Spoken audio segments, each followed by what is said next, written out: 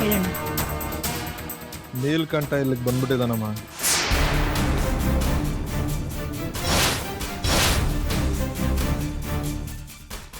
ಲಕ್ಷ್ಮಿನೂ ಬಂದಿದ್ದಾಳೆ.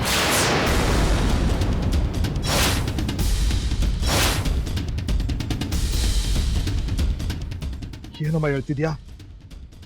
ಹೌದಣ್ಣ, ಆ ಲಕ್ಷ್ಮಿ ಶಿರಡಿಗೆ ಬಂದಿದ್ದಾಳೆ. ನಾನೇ ಅವಳನ್ನು ನೋಡಿದೆ. ನನ್ನ ಬದಲಾಗಿ ಅಪ್ಪಿ ತಪ್ಪಿ ರಾಘವೇನಾದ್ರೂ ನೋಡಿದ್ರೆ ಅಷ್ಟೇ ನಮ್ಮ ಕತೆ. ನಾವಿಷ್ಟು ದಿನ ಪಟ್ಟು ಕಷ್ಟ ಎಲ್ಲ ಒಳ್ಳೆ ಹುಣಸೆಣ್ಣು ತೊಳ್ದಾಗ ಆಯ್ತು. ನಮ್ಮಿಂದ ಇನ್ನೇನು ಮಾಡೋಕ್ಕಾಗಲ್ಲ ಅನ್ಸುತ್ತೆ. ಅಣ್ಣ, ಭಯ ಅನ್ನೋದನ್ನ ನಮ್ಮ ಬೆನ್ನಿಗೆ ಕಟ್ಕೊಂಡ್ರೆ ನಮ್ಮ ನೆರಳೆ ನಮ್ಮನ್ನು ಹೆದರಿಸುತ್ತೆ. ಧೈರ್ಯ ಮಾಡಿ ಮುಂದೆ ಏನು ಮಾಡಬೇಕು ಅನ್ನೋದ್ರ ಬಗ್ಗೆ ಯೋಚನೆ ಮಾಡು. ಏನು ಮಾಡಬೇಕು ಅನ್ನೋದು ಅರ್ಥ ಆಗ್ತಿಲ್ವಲ್ಲ. ಹಾಗಂತ ನಾವಿಲ್ಲಿವರೆಗೂ ಬಂದು ಕೈ ಕಟ್ಕೊಂಡು ಕೂತ್ಕೊಂಡ್ರೆ ಆಗಲ್ಲ. ಲಕ್ಷ್ಮಿನೂ ಇಲ್ಲಿಗೆ ಬಂದಿದ್ದಾಳೆ, ನೀಲ್ಕಂಠನೂ ಇಲ್ಲಿಗೆ ಬಂದಿದ್ದಾನೆ. ಏನು ಮಾಡೋದು ಮೀರಾ?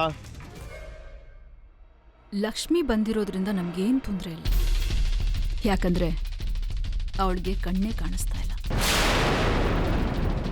ಅವಳು ರಾಘವನ್ ಗುರ್ತಿಡಿಯೋಕೆ ಸಾಧ್ಯನೇ ಇಲ್ಲ. ಏನಮ್ಮ ಹೇಳ್ತಿದ್ಯಾ ಮೀರಾ? ಕಣ್ ಕಾಣಿಸ್ತಿಲ್ವಾ? ರಾಘವ್ ಲಕ್ಷ್ಮಿ ನೋಡಿದಿರೋ ಹಾಗೆ ನಾನು ಮ್ಯಾನೇಜ್ ಮಾಡ್ತೀನಿ.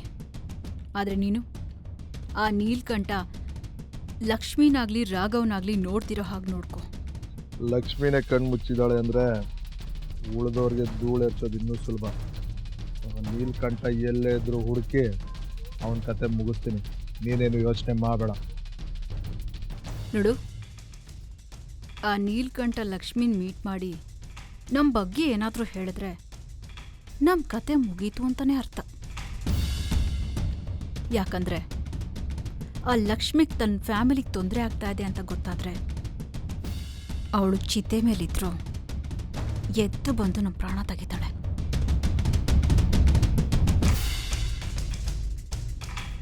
ಅವಳ ಕುಟುಂಬ ಅಂದರೆ ಅವಳಿಗೆ ಪ್ರಾಣ. ಅಂಥ ಕುಟುಂಬನ ನಾವು ಟಾರ್ಗೆಟ್ ಮಾಡ್ತೀವಿ ಅಂದರೆ ಅವಳು ಸುಮ್ಮನೆ ಬಿಟ್ಬಿಡ್ತಾಳ? ಖಂಡಿತವಾಗ್ಲೂ ಇಲ್ಲ. ನೀಲ್ಕಂಠ ಲಕ್ಷ್ಮಿನ ಯಾವುದೇ ಕಾರಣಕ್ಕೂ ಭೇಟಿಯಾಗಬಾರ್ದು. ಹಾಗೆ ನೋಡ್ಕೊ.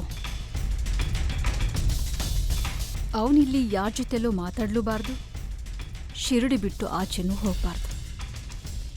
ಒಂದು ವೇಳೆ ಮನೆಗೇನಾದರೂ ವಾಪಸ್ ಹೋದರೆ ನಮ್ಮ ಪ್ಲ್ಯಾನ್ ಎಲ್ಲ ಗೊತ್ತಾಗುತ್ತೆ.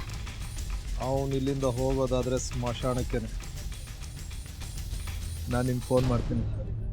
ಸರಿ ಆಯಿತು.